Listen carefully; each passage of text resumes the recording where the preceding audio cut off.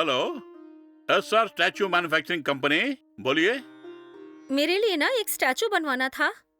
इसी सिलसिले में कुछ डिटेल पूछने के लिए मैं कॉल करी थी। क्या मैं आपके ऑफिस को डायरेक्ट आ जाऊं?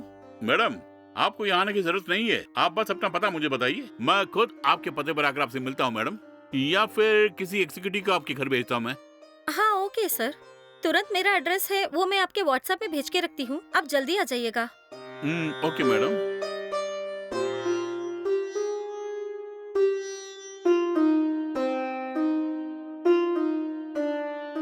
मैडम, एड्रेस मिल गया है।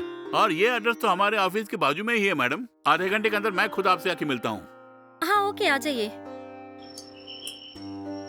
जी, कौन है? मैडम, कुछ देर पहले बात करके स्टैचू बनाने की बात कही थी ना आप। अच्छा, आप ही हो क्या? आइए, अंदर आइए। बैठिए। हम्म, मैं आपके लिए कुछ हम्म, लेकर आती हूँ। Okay madam.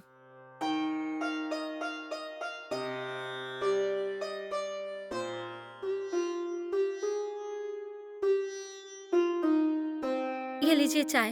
हाँ, लाइए ना। Thank you madam. हम्म, हाँ।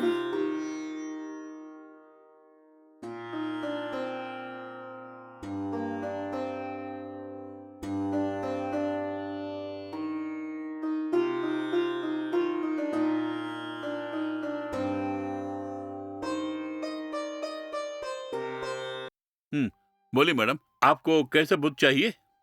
मेरे पति का 6 महीने पहले ही देहांत हो गया था। हम दोनों एक दूसरे से लव करके ही शादी किए थे। उनके चले जाने के बाद में उनकी यादों से मैं बाहर नहीं आ पा रही हूँ। मैं सोचती हूँ कि वो हमेशा मेरे ही साथ रहें। इसीलिए सिलिकॉन में उन्हीं की तरह एक स्टैचू बनाने के लिए आपको मैंने बुलाया था। रिसेंटली एक शादी में मैंने दुल्हन के मरे हुए पापा का एक स्टैचू देखा था। सुना था कि वो आप ही बनाए थे।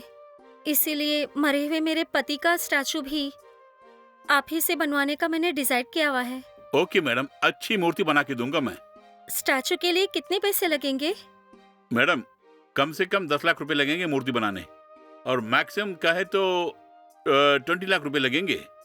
और आपके एडवांस देने के बाद 30 to 40 डेज के अंदर रेडी करके हम खुद ही डिलीवरी भी कर देंगे मैडम। मैडम, आप जिसकी मूर्ति बनाना चाहते हैं, अगर उसकी फोटो देंगे तो हूबहू वैसे ही मूर्ति हम बना के देंगे आपको। और दोनों में कोई डिफरेंस नहीं होगा। और मैडम, जब आप उस मूर्ति को देखेंगे तो आपको बिल्कुल वैसा ही एहसास होगा जैसे वो आपके सामने एकदम जिंदा खड़ा हुआ है। हम इतनी बारीकी से बनाते हैं मूर्ति। फिर तो ठीक है, मैं तुरंत आपको एडवांस अमाउंट भेज के रखती हूँ। आप वर्क स्टार्ट कर देना।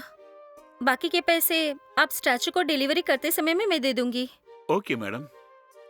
मैडम, हम्म, अगर बुरा ना माने तो क्या मैं आपसे कुछ पूछ सकता हूँ? क्या बात है, पूछिए ना।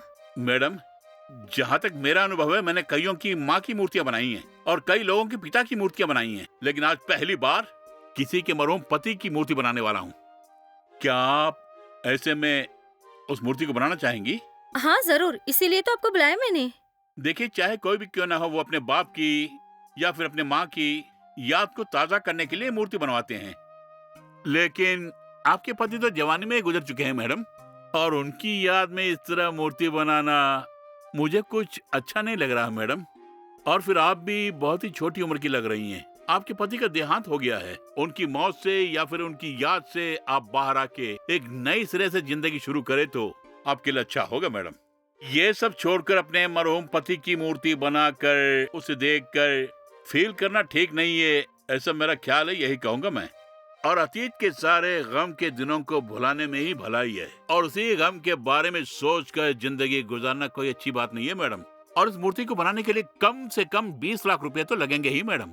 अगर वही 20 लाख रुपए को आप किसी गरीब को या फिर किसी अनाथ बच्चे को देंगे तो उनकी जिंदगी संवर जाएगी मैडम। आज तक मैंने इस बारे में ऐसा सोचा भी नहीं है। आप जब इतना बोल रहे हैं तो मैं काम करती हूँ। दूसरों को मुझसे जो होगा वो मदद मैं करूँगी। उस स्टैचू को आप मत बनाएगा। उस पैसों को रख के जरूरतमंदों की मदद कर देते हैं। Okay madam, thank you madam. खुशी हो रही कि आपने मेरी बात को सही ढंग से लिया है मैडम। ठीक वैसे ही किसी अच्छे वर्क को ढूंढकर आप दूसरी शादी कर लीजिए मैडम। कोई मर गया तो उसके जाने का दुख हमेशा रहेगा हमें, लेकिन सदा ही हम लोग रोजाना उसी के बारे में सोचते रहेंगे तो ये हमारी जिंदगी है ना, वो तबाह हो जाएगी मैडम। हाँ बिल्कुल, आपकी बात तो एकदम सही है। मेरी भी अभी समझ में आ रहा है सब कुछ।